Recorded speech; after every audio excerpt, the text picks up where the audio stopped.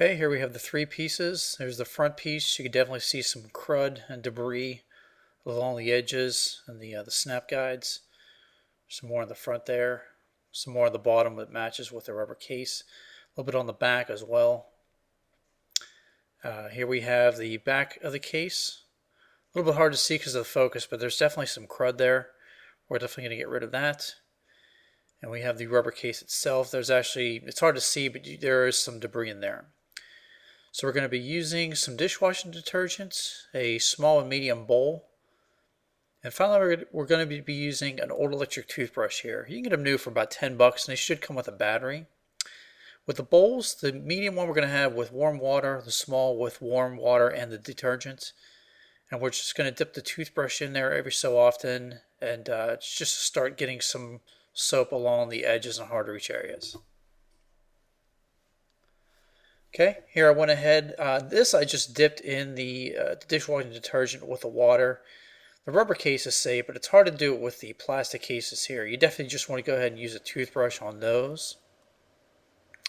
See, there's some soap. I put it along the edges. Definitely got the front and back. That little yellow dot was supposed to be there. Okay, and then we have the front of it soaked up. Already it's starting to get off some of the dirt and grime that accumulated for the past couple months or so. Okay, so now that those areas have the soap on them, there's a little bit further inspection there. Yeah, it's still a bit hard to see, but it's get as much as I can.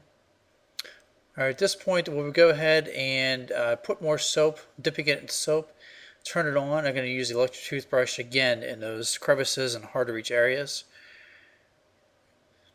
And definitely, again, you don't want to dip it in the solution. You want to just go ahead and use the toothbrush on there. Because sometimes getting those clear parts dry is a little bit more difficult. But again, I'm using it and getting along the edges.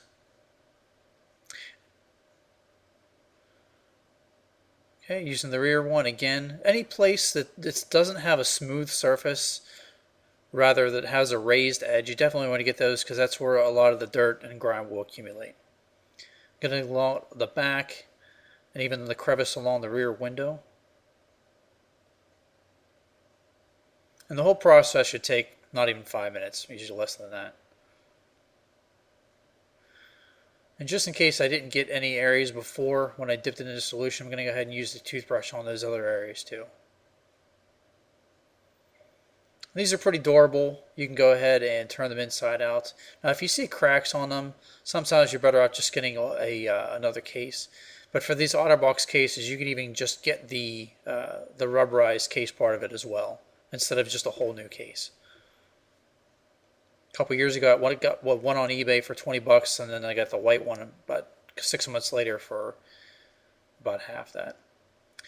Alright, so I went ahead and dried these off. Started with a little bit of towel drying, but eventually you can go ahead and use a hair dryer. I had mine set on warm and not hot, but it was on a high setting and not a low setting.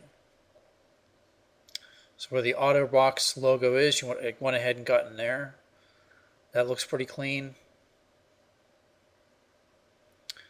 Okay, again, there's no grime, totally clean, totally dry, thanks to the hair dryer. Looks pretty much brand new. Made sure I get along the inside as well. It's pretty clean.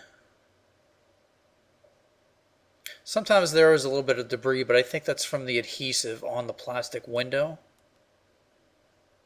Shouldn't have to worry about that though. And finally, we have the front of the case. You can see that grime is totally gone. That was a hard to reach area, but the toothbrush helped. There's another hard to reach area. It's totally grime free, totally dirt free. So we're good to go.